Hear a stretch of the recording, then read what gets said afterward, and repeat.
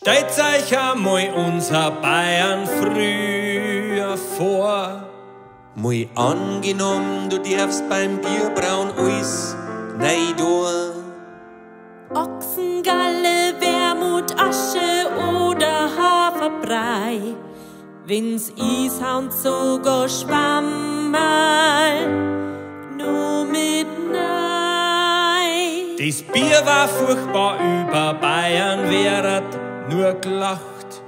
Deswegen hat sich der Herzog Wilhelm dann gedacht, ich regel das, weil so wie es jetzt ist, zuerst keinen Sinn mehr hat.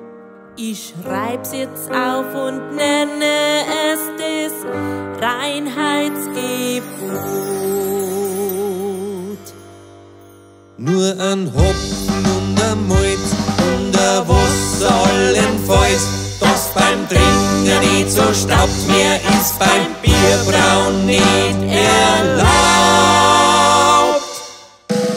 Die Glasl hoch auf die Gemütlichkeit, die Glasl hoch auf die gute alte Zeit, die Glasl hoch, weil schon seit der Ewigkeit war's lang nimmer so unbändig schön wie heut. Prost!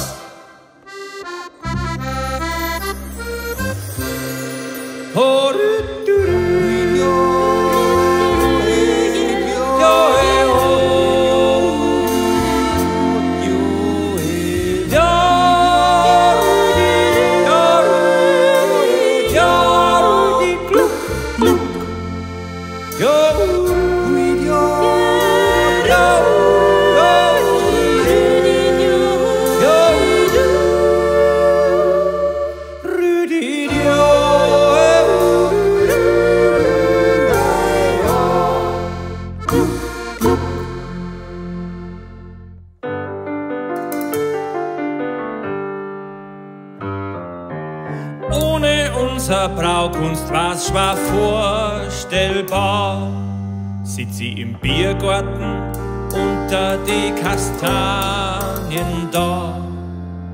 Und Bedienung fragt mich dann, Wo's darf's denn sein? dann mag ich keine Aloe Vera Saftschorle bei Liebstein.